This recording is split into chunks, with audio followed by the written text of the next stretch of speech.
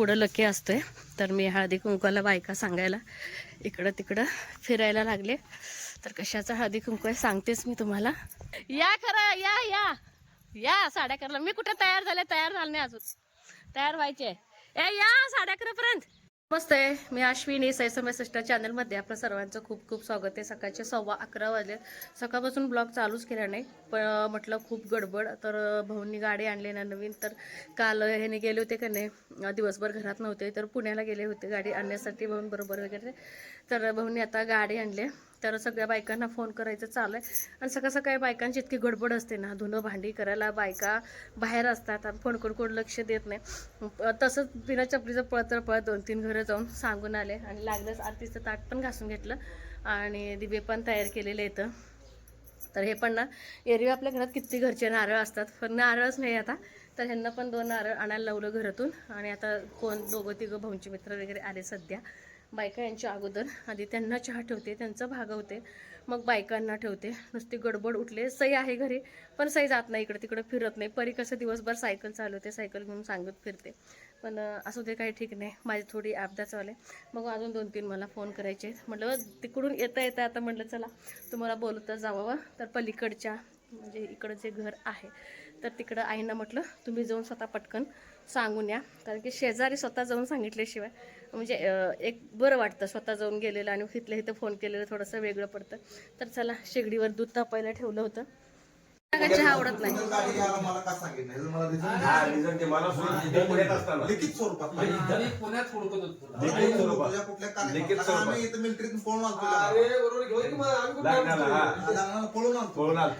सुट्टी न काढता फोन केला ना,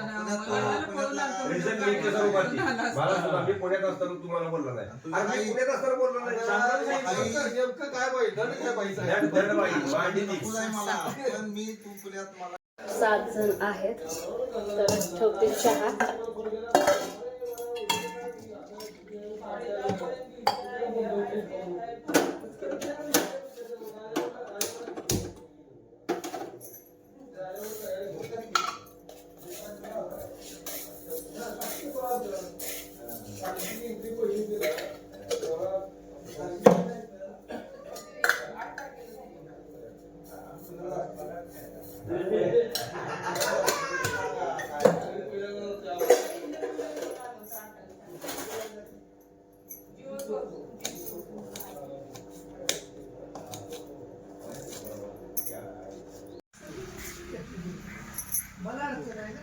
परत झाल्यावर जावं म्हण.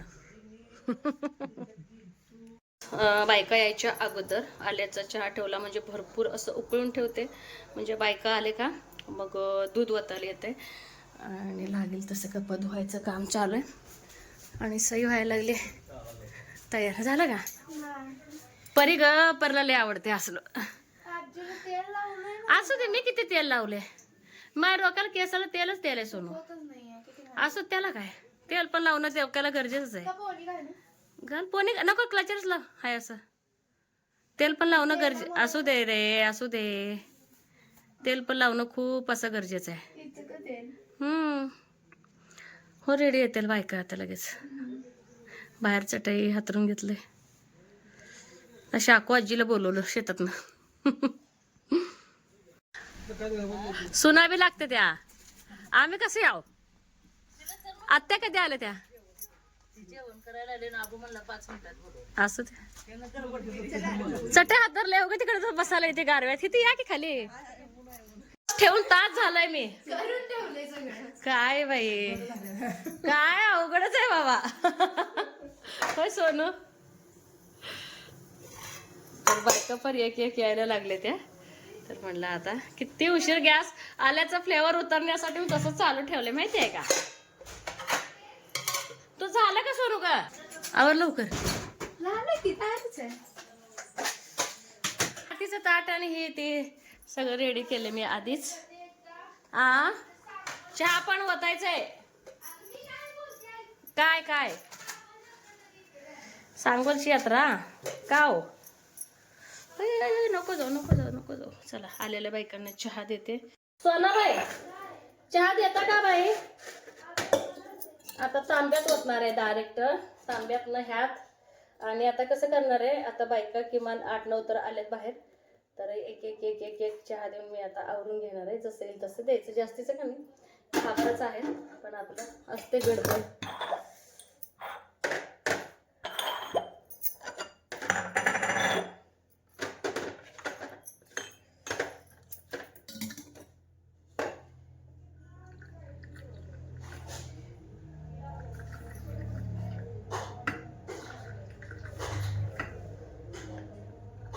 कोणी पाहिजे होती ग तर नाही?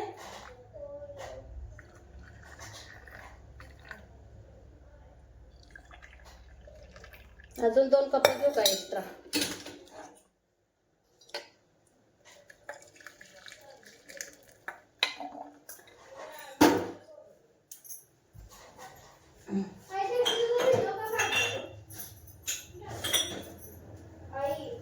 हो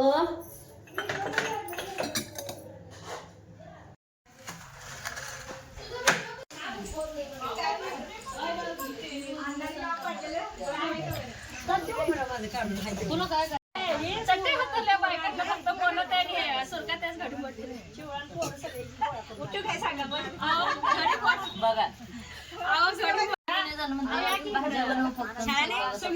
सुट्टी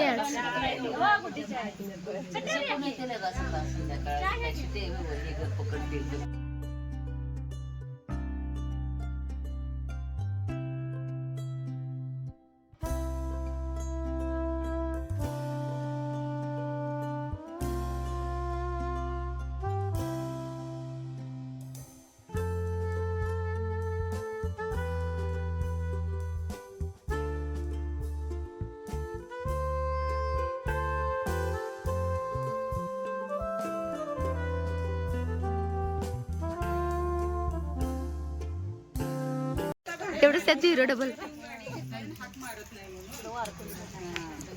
ती रबर प्लेट उलटी करायची, नो पण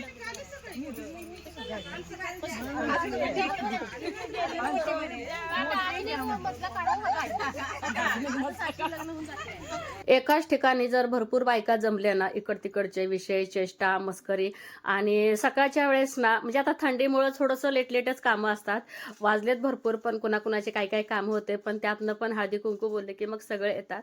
तर मजा मस्ती, चेष्टा, मस्करी अशा काही गोष्टी चाललेल्या आहेत. तर भाऊकीतल्या बरेच बायका थोड्या आल्या नव्हत्या, काही शेताला गेल्या होत्या, काही आल्या होत्या, आणि छान वाटतंय असं जर घरी हळदी कुंकू समारंभ वगैरे असेल तर. तर गाडी कुठली आहे तर गाडी तुम्हाला सांगते, तर क्रेटा गाडी ही आहे, आणि छान सगळ्यांचे म्हणजे पूजा आरती चालू आहे आपलं. आणि आज ना घरी फक्त परीच नव्हती, परीला अशा काही गोष्टी आवडतात बघायला, पण शाळेला पण गेली होती. लकीचे घाई असते, पण इतकंच की लकी कुणाच्या अंगावर जात नाही, चावत नाही, हे एक बरं आहे. माणसाळलेला आहे, आणि त्याला चाव म्हटलं तर पण त्याला कळणार नाही. फक्त बघा आता त्याला जेवढे आपल्या घरी येऊन जाऊन लोक आलेले असतात का नाही, बरोबर त्यांना तो ओळखतो, अजिबात असं भुंकत वगैरे काय नाही. पण मध्ये मध्ये सारखं ना त्याची एक प्रकारची लुडबुड असते, पण बाहेरचे आले थोडे घाबरतात, पण आता सगळ्यांनाच लकीचा स्वभाव माहिती झाले, त्यामुळे काही अडचण येत नाही. म्हटलं चला पेढे वाटावं, तर पेढे बघा परी असते तर तिच्या हातात दिलं असतं, सई होतीच, पण सई कॅमेरा पण धरली होती, मग दोन्ही कामं एकदम ती करू शकली नसते, काही क्षण टिपावं पण लागतंय ना. आणि इतकं छान वाटत होतं ना, सकाळचा वेळ अर्धा एक तास तरी कसा गेला आम्हाला अजिबात कळणार नाही. आणि आधी चहा पाणी मी उरकले होते, आणि थोडेसे नियोजन आधी, जसं की बघा थोडंसं आलं आणि चहापत्ती आपलं उकळून घेतलं का, बायका आल्यानंतर दूध घातल्यामुळं छान लागतं, आणि अगदी फ्रेश पण चहा लागतो. आणि सगळ्या बायका ओवाळल्यानंतर गाडीला पूजा केल्यानंतर मग मी घेतले. म्हणलं आधी त्यांचा मान, आपण त्यांना आपण आपल्या घरी बोलवतो, मग आधी त्यांना करा म्हणलं पूजा, मग आपण करू. काय घरची तर गाडी आहे, एवढं काही गडबड नाही वगैरे काय नाही. आणि नेमकं हे पण आले, मळ्याला गेले होते, सकाळी होते, पण मळ्यात पण फवारणी वगैरे चालू आहे आपल्या गव्हाला आणि मकाला. तर नारळ फोडायला पण पाहिजे ना घरी, अगदी टायमिंगला आले. तर बऱ्याच ताईंना म्हणजे बऱ्याच जावांना ना प्रेग्नन्सीबद्दल म्हणजे व्हिडिओद्वारच कळलं, आणि जे नव्हत्या म्हणजे गावात त्यावेळेस त्यांनी थोडं चेष्टा मस्करी चालू होते की तुम्ही एवढे दिवस लपून ठेवला, शेवटी बाहेर आलंच की. आलं तर आलं म्हटलं, काही दिवस काही गोष्टी लपवायच्या असतात, त्यातच काही गोष्टी मजा असते. आणि लागलंच तिकडं बघा, ह्याने नारळ पण वाढवायला लागलेत. एरवी नारळ आपल्या घरचे भरपूर असे असतात, पण घरी आलं गेलं मग ओठीला आम्ही काय करतो, पीस नारळ असं असतं, त्यामुळे नारळ पुरत नाही, ते पण सांगते तुम्हाला. मग नेमकं घरचा नारळ नव्हता, ह्यांना म्हटलं गावातनं येताना विकतच आणा, छान असं गाडीला नारळ वगैरे वाढवून घेतला.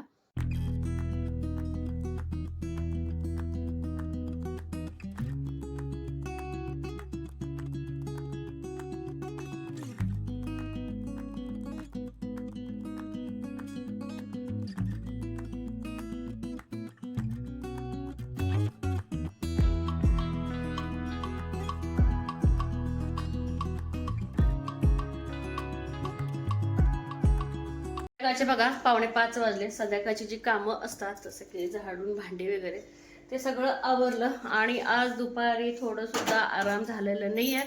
आधीच काय माहिती ह्या 8-15 दिवसात थोडं जास्तच कंबर दुखायला लागले माझी थोडीशी आणि पाठीत पण खूप दुखते आणि झोपायला तर आज काय मिळालंच नाही. आणि जेवायलाच आम्हाला 1:30 वाजले. हळदी कुंकू होतं आणि बायका म्हटलं की तुम्हाला माहिती आहे तर अगदी निवांत गप्पा वगैरे मारून मग बायका घरी गेल्या. तिथून मग आम्ही जेवण वगैरे केलो आणि म्हटलं मग जेवण झाली तिथनं मग दीर वगैरे आमचे जाऊबाई दीर वगैरे गेले. मग लागलेच म्हटलं आईची जी फिर आता खूप दिवस कमी राहिलेत ना, आता जसं दिवस जवळ येत तसं मला ते करमेना पण सारखी भीती वाटायला. थंडी पण खूप आहे, आई कशा जाते ते पण आणि घरात काय माहिती मोठं माणसं असलं तरच घराला घरपण आहे आणि घरात करमते सुद्धा. पोरी पुढं मग आजीच्या पाठीमागं असतात. मला ही आईची खूप सवय झाली आहे. हे सगळं खूप प्रॉब्लेम असे आहेत. परत वाटते त्यांनी फिरायला पण जावावं पण थंडी पण खूप वाढली. इतकी थंडी वाढले ना आई म्हणतात जे असेल ते असेल देवावर सोडलंय आई असं बोलतात. मग आईंचे जे कपडे वगैरे जे आहेत ब्लाऊज वगैरे जे इस्त्री करायचे होते ते इस्त्री केले. ह्यांचे काही कपडे होते तर ते पण इस्त्री करून घेतले. लागलंच म्हणलं आता पडायला काही नको तर आईंना रवा दिलाय, तूप दिलंय, बाहेर जे जे काही साहित्य लागते ना चुलीजवळ सगळं. आणि नॉनव्हेज आता माझं मनानेच बंद झालेलं आहे. तर कधी तर खाल्ले तर रस्साच खाते नाही तर नाही. बघू आज काय होते मला माहित नाही. तर मळ्यामध्ये ना ह्यांचे काय ख्रिसमस असल्यामुळं पुण्याचे वगैरे ह्यांचे काही मित्र आलेत आणि माझी चुलत नणंदबाई म्हणजे कविताची नणंद आहे ते आणि त्यांचे मिस्टर पण आले त्यांना सोडायला. तर मळ्यातली पार्टी म्हणजे आमच्या म्हणजे ह्यांच्या दाजींना ती बघायची आणि खायची आहे.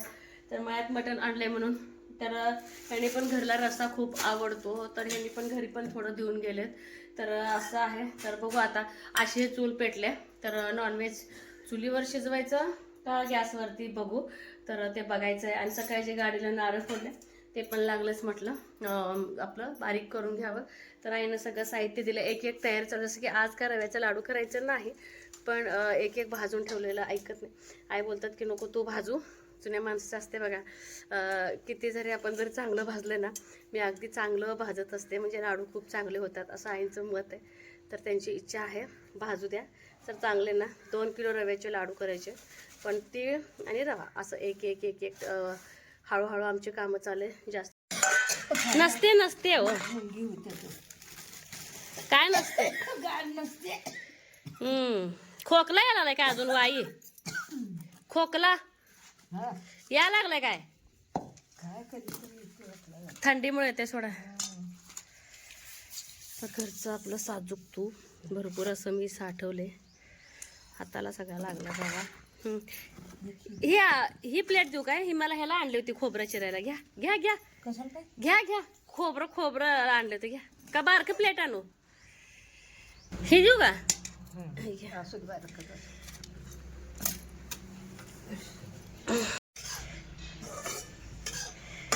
जाळ जरा कमीच लागतोय आई जाळ कमीच करा. हा आई करणार नाही का भाजू निम्मा भाजू काय असं असतंय जुन्या माणसांचं. त्यात त्यांना न्यायचंय लाडू.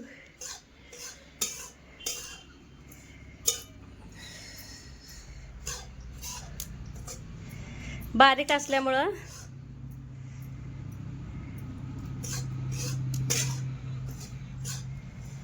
केवढा आहे 7 जण कसं खाल्ला असं काय तर बोलते. मला एक सांगा आई हातात घेतलं की खाली पडते मग काय तर 1 तीळ 7 पूर्वीचं म्हणणं काय काय माहिती का सगळं पीठ करायचं ते तीळ ह्याला तिथनं बंद कर आई हे तीळ एक जण खायला गेलं की खाली पडते. तेच सांगायला नाकात जाईल नाकात असं तर तीळ तेव्हा नेल कटर पण नव्हते मला आणि इतकं खायला आवडते ना लय. आणि परी आणि सईला असं भाजलेल्या रव्यात गरम गरम साखर घालणं आवडते. तर आईचा रवा पण भाजून झाला आणि तीळ पण भाजून झालं.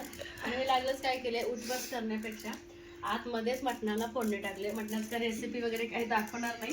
तर मटण थोडंसं शिजवून भरपूर असा कोळसा पडलाय. तेव्हा किती छान कलर असतो भाजलाय. कोळशावरती ठेवून मग भाकरी करायची. अडकण्या पाणी सारखं सारखं लागते त्याला. टाकले आता अडकण्यानं ठेवलं. एवढंच आहे खरं खाते लय. पुण्यावर गेले त्या लकीवर गेले लकीवर. तर चुलीवरच्या पसाऱ्याकडे अजिबात जाऊ नका तुम्ही. ती पिल्लू सारखं तर बाहेर चुली म्हणू बघाय काही आई आहे. आता उडी मारते, हा? आलं बा तिसरं खायला. या तिसरं खायला आलंय तिसरं. मार मार उडी मार ये बाई, ये. मार ना आता. आणि चुलीवरचं बाहेर स्वयंपाक करायचा एक फायदा सांगते तुम्हाला. इथलं इथं काय असेल ते सोरायला करायला येते आणि जळणाचाही घाण पडतो. आणि गॅसवरती करायचं म्हटलं की फरशीवर करायचं म्हटलं सगळ्या लगेच पुसापुशी होते आणि ते पटपटकन सारलं की होऊन जाते. कशात ठेवू गं? कुठला गार झाल्यावर मी ठेवते की डब्यात. उद्या करते बारीक. तर आईने तीळ भाजलं होतं ना, ते पण बारीक करायचंय. खाल खोबरं बारीक केलं होतं. म्हणजे आता एक करत राहावं. तर मटण पण शिजत घातलंय आणि चुलीवरचं मटण टेस्टीच होतं. आणि हे सगळं एकदम झाडून घ्यायचं. आणि हे कांदा आणि टमॅटो वापरला होता हे बघा चुलीमध्ये. त्याचं पूर्ण असं साल काढून घेतलं. हे बघा एवढं करपून जातं वरचं आणि त्यामुळे एक टेस्ट येते एक प्रकारची.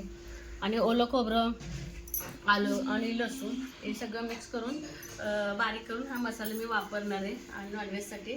आणि आज परीला आपल्याला बक्षीस मिळालं शाळेमध्ये. तर छान असं ना गायन स्पर्धेमध्ये तिला नंबर आलाय. तर 3रा नंबर आलाय. असं एक प्रशस्ती पत्रक आणि असं एक गोष्टीचं पुस्तक मिळालंय, अस्वल आणि मधमाशा. तर लहान मुलांचा आनंद ना छोट्या छोट्या गोष्टीमध्ये असतो. एक पेन्सिल जरी मिळालं ना शाळेमध्ये, कधी शाळा सुटते कधी घडी उडत उडत कसं पळायचं ते पण कळत नाही. मला बक्षीस मिळालं सांगायचं असते. तुला पण मिळालंय सोनू. सईला पण मिळालंय. पण सईला रविवार येतं पेपर येतं आणि आज पण तिला शाळा वगैरे काही नव्हती त्यामुळे ती गेली नाही. शाळेत आता जमा करून ठेवले असतील देते. तर खूप छान गोष्टी आहेत. तर मला पण हे वाचायचं इतकं मोह वाटायला लागलं ना, खूप छान. तर काम झालं का नाही, आपण किती एक 10-15 मिनिटात वाचून सगळं काढतो हे पुस्तक. 10-15 मिनिट तर लागतात का? एवढे मोठे अक्षर आहेत त्यात.